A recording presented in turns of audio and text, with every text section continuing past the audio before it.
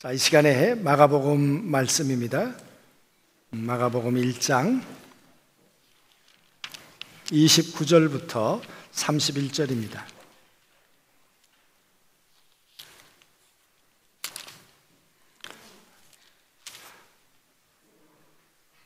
회당에서 나와 곧 야고보와 요한과 함께 시몬과 안드레 집에 들어가시니 시몬의 장모가 열병으로 누워 있는지라 사람들이 곧 그 여자에 대하여 예수께 여짜온대 나아가사 그 손을 잡아 일으키시니 열병이 떠나고 여자가 그들에게 수종드니라. 아멘. 부활주일을 기준으로 해서 역으로 40일간을 우리는 고난의 40일 그렇게 해서 절기를 우리가 지내고 있습니다. 주일은 빼고 그러다 보니까 수요일 날 그 날이 겹치게 되지요. 그래서 그것을 제의 수요일이라 그렇게 말합니다. 그렇게 고난의 40일을 지내오다가 남은 일주일 그 기간이 종료주일이 됩니다. 그러니까 오늘이 그 종료주일이 되는 것이죠. 종료주일은 예수님께서 나귀를 타시고 그리고 이 예루살렘으로 입성을 하셨죠. 입성하실 때 종려가지를 흔들면서 호산나 호산나 우리를 구원하소서 그렇게 외쳤습니다. 그래서 종려주일이라고 하지요. 그런데 왜 나귀를 탈까요? 그것도 나귀 새끼를 탄다 그랬습니다. 이스라엘 백성들이 생각할 때 나귀는 순종의 모델입니다. 그래서 나귀와 예수 그리스도 메시아를 연결시키려고 하는 생각이 있었죠.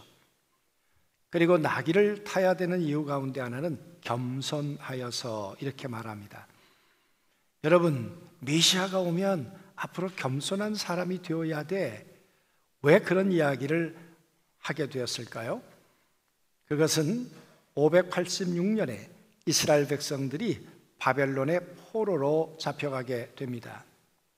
포로로 잡혀가서 그동안에 있었던 그들의 역사를 다시 되돌아보게 되지요. 42명의 왕이 있었습니다. 그 가운데 하나님의 마음을 흡족하게 해드렸던 왕은 3명밖에는 없었습니다. 다른 왕들은 다 하나님의 마음을 불편하게 했어요. 교만했어요. 겸손하지 않았어요. 그래서 우리가 바벨론의 포로로 잡혀왔다. 왕들이 겸손했더라면 하나님의 음성을 에레미야의 음성을 들었더라면 우리가 이렇게 되었을까? 그래서 오실 메시아는 겸손해야 돼. 이 겸손이란 말은 어떤 상태를 말하기보다는 방향성을 말합니다. 하나님 앞에 높아지는 자가 아니라 낮아지는 자가 되어야 돼. 그래서 나귀처럼 겸손과 순종의 모습으로 오시는 이가 메시아야. 바로 예수님이 그런 분이셨죠. 그래서 나귀를 타고 저 베다니 언덕에서부터 예루살렘까지 입성을 하셨고, 그리고 백성들은 이 겉옷을 다 벗어서 예수님이 오시는 그 나귀의 발 앞에 옷을 벗어 놓았습니다. 이스라엘 백성들은 그것은 겉옷 의미 이상의 뜻이 있습니다. 이 겉옷에는 찌질이라고 하는 613개의 율법을 상징하는 것이 달려 있습니다. 그래서 그들에게 겉옷은 굉장히 소중한 것이죠. 아무에게나 벗는 게 아니죠. 그런데 메시아가 온다고 생각하니까 옷을 벗어서 그 발 앞에 다 놓았습니다. 그리고 호산나 호산나 외쳤습니다. 그런데 여러분, 이 외침이 며칠이나 갔을까요? 정말 나귀를 타고 오신 예수가 메시아라고 생각했던 사람들, 그 믿음이 얼마 동안이나 유지가 됐을까? 그렇게 외쳐댔던 그들의 환호는 어느 날 분노가 되어버렸습니다. 그래서 저 예수를 십자가에 못 박으소서 했던 사람들이 바로 그 사람들입니다. 열광이 바로 분노가 되고 예수님을 십자가에 못 박자고 외치는 그런 광장의 호함이 되어버렸습니다. 사랑하는 성도 여러분, 인간의 감정이라는 것은 좋을 수도 있고 나쁠 수도 있지요. 인간의 분노가 의분이 될 수도 있지만 그렇지 못할 수도 있다, 그 말이에요. 오늘 이 본문의 말씀은 예수님의 사역 초기에 있었던 이야기입니다. 그리고 종려주일은 예수님이 일주일 남은 마지막 생애 가운데 있었던 일이지요. 오늘 이 초반부에 있었던 어느 여인의 분노, 어느 여인이 지금 몹시도 예수님에 대해서 불편한 심기를 가지고 있습니다. 왜 그랬을까요? 예수님이 짧은 기간이지만 다니면서 해롭게 하신 일이 있으셨던가요? 이 본문 앞에는 회당에 들어갔는데 귀신 들린 자가 있었습니다. 그 귀신 들린 자를 내어 쫓으시고 정상적인 사람으로 만들어 주셨습니다. 여러분, 예수님이 무슨 악한 일을 하신 적이 있습니까? 그런데 왜 이 여인은 열병에 걸렸을까? 예수님하고는 무슨 상관이 있을까? 그 말이에요. 오늘 이 집은 어떤 집이냐 그러면 시몬과 안드레의 집이라 오늘 그렇게 말하지 않습니까? 여러분, 시몬 안드레의 집에 장모가 살고 있었어요. 그러니까 장모를 모시고 살았는지 아니면 장모님이 잠깐 오셨는지는 모르겠어요. 그런데 베드로의 장모님이 지금 열병에 걸리신 거예요. 왜 걸렸을까요? 장티푸스였을까요? 전염병이었을까요? 여러분, 이 열병이라고 하는 말이 헬라어로 명사로 쓰여지면 병명이에요. 그러나 이 말이 동사 분사로 쓰여지면 어떤 이 질병의 형태를 말하고 있는 것이에요. 그리고 계속 지속 반복되고 있는 것이에요. 여러분, 무슨 이야기입니까? 어느 순간부터 베드로의 장모가 지금 열병에 걸려가지고 일어났다 앉았다 그냥 주체를 못하는 거예요. 밤에도 잠을 못 자고 낮에도 잠을 잘 수도 없고 쉴 수도 없고. 어쩌다가 이렇게 됐을까요? 자세하게 나오고 있지는 않지만 우리가 한번 추론해 보건대 어느 날 베드로가 갈릴리 나사렛 동네 예수를 따라간다는 거예요. 아니, 고기 잡아야 할 이 배씨가, 내 사위가 고기는 안 잡고 예수 따라다닌다는 거예요. 그랬더니 어느 날 자기 딸이 와가지고 어머니한테 이렇게 얘기할 수도 있겠죠. 어머니, 우리 서방이 글쎄 정신이 나간 것 같아요. 아니, 고기를 잡아야 살림을 살 텐데 지금 몇 달째 관리비도 밀리고 학원비도 밀리고 그랬는데 저 양반이 제정신이 아닌 것 같다고 그러면서 이제 예수 따라다닌다는 이야기를 쭉 했다고 생각해 보세요. 그러면 장모 입장에서 야, 다 생각이 있어서 그러겠지. 배서방이 그래도 괜찮은 사람 아니냐. 여러분, 이렇게 말했겠습니까? 아니면 아니, 그놈이 미친놈이지 글쎄. 아니, 고기를 잡아와야 될 거 아니야. 그래야 먹고 살 거 아니야. 애들 기를 거 아니야. 처자식은 어떡하고 나가서 아니, 예수라는 나사렛 동네 그 촌놈 목수의 아들을 따라다니는데. 그러니까 이 베드로 장모가 지금 열병에 걸린 거예요. 밤에도 잠이 안 오고 낮에도 잠이 안 오고 일어났다 앉았다 누웠다 지금 펄펄 뛰고 있는 거죠. 여러분, 그럴 것 같으세요? 예. 제가 가만히 이 베드로의 장모를, 이 장면을 가지고 영화를 만든다면 과연 우리 교회에서 어떤 사람을 베드로의 장모로 캐스팅할까? 이 찬양대 가운데서 고른다면 어떤 사람이 있을까? 베드로의 장모가 박씨라는 말도 있고 공씨라는 말도 있고, 아무튼 여러분, 보통 성격은 아니었을 거예요. 한승질 했을 것 같아요. 그죠? 네. 그러니까 이 소문이 온 동네에 퍼져나가지 않았겠습니까?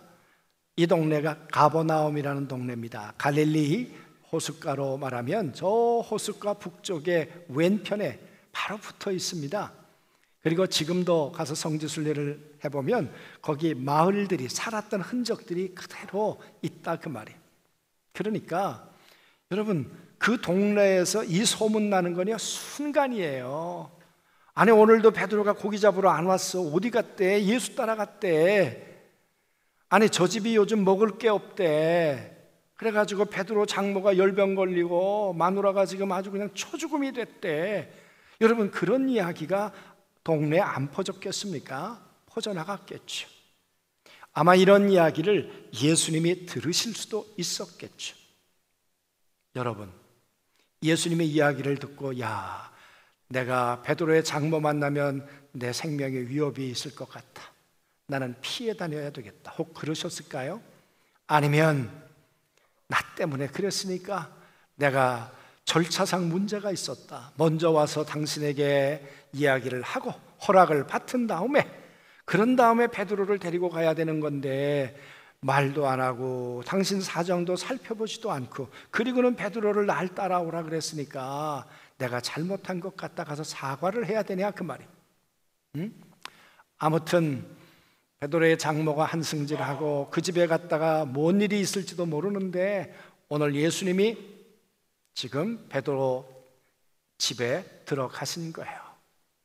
장모는 분노에 사로잡혀 있었지만 예수님은 그를 품기 위해서, 그 손을 내밀기 위해서 오늘 이 베드로 장모의 열병이 걸린 곳에 찾아갔다 그 말이에요. 문을 걸어다를 잠글 줄 알았는데 다행히도 문을 열고 있었어요. 베드로 장모가 어디 여기가 어디라고 들어오느냐고 나가라고. 나 당신 그냥 꼴도 보기 싫으니까, 당신 이름도 듣기 싫으니까 나가라고. 여러분, 그럴 수도 있었잖아요. 그런데 문을 열어놓고 들어오는데 여러분, 이 장모가 예수님을 받아들여 주시는 거예요. 그리고 예수님이 손을 내밀었다 그랬어요.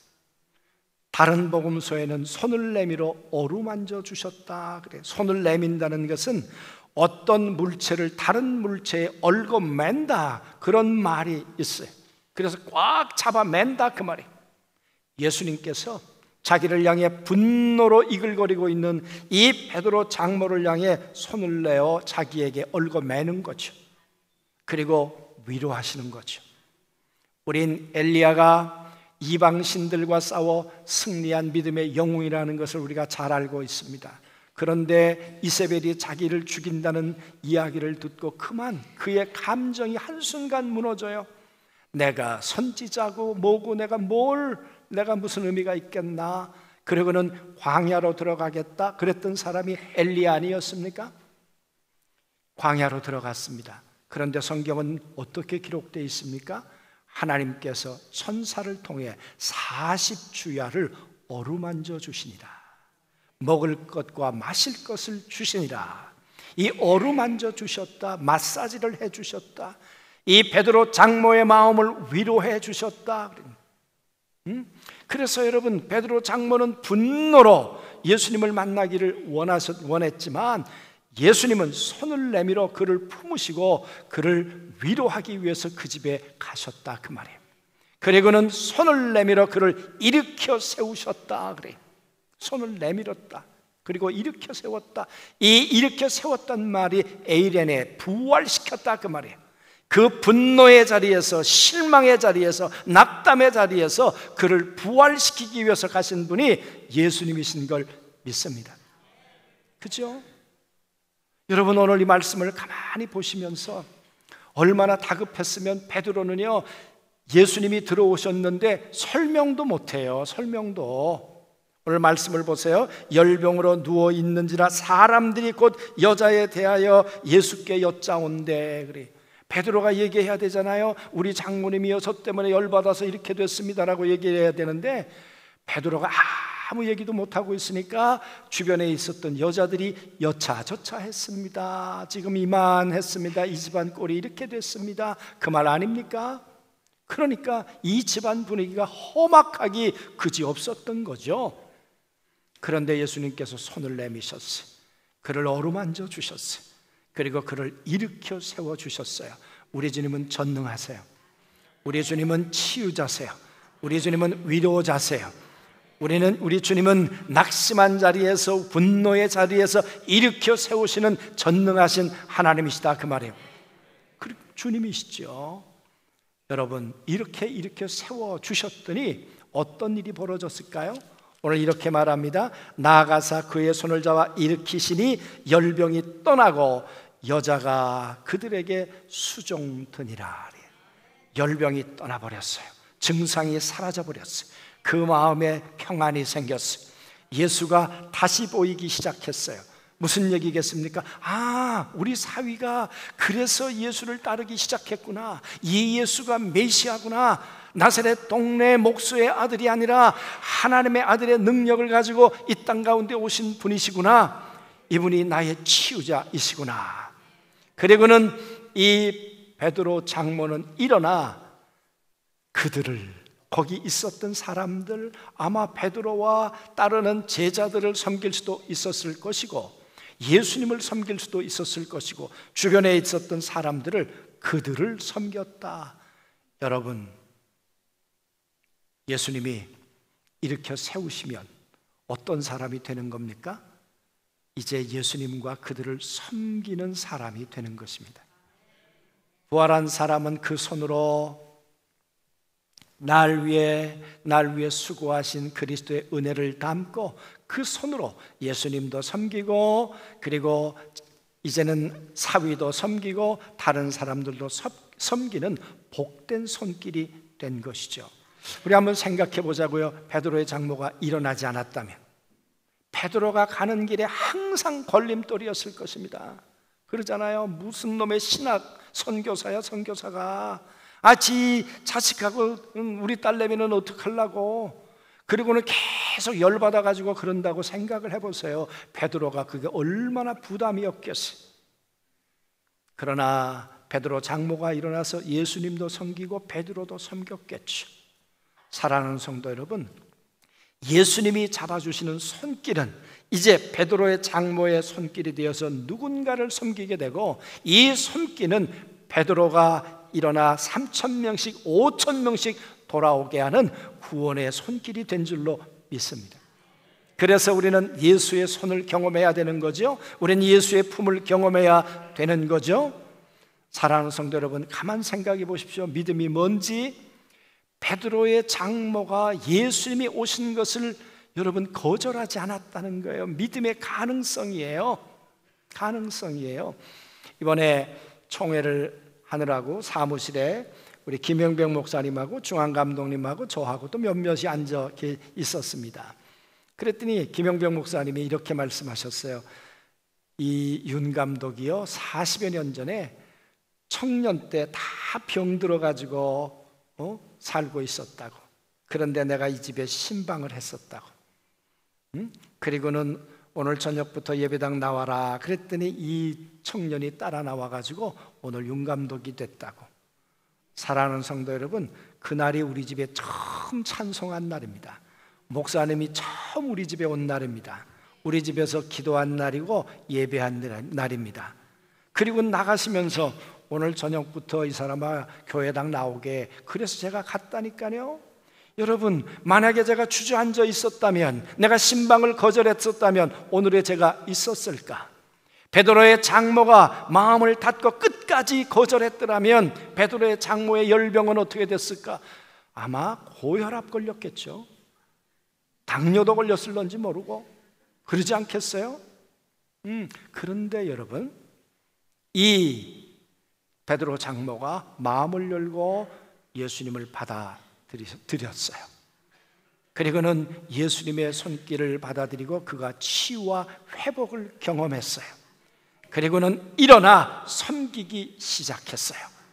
사랑하는 성도 여러분, 이번 고난주간에 예수님께서 여러분 가정 한 가정을 신방할 줄로 믿어요.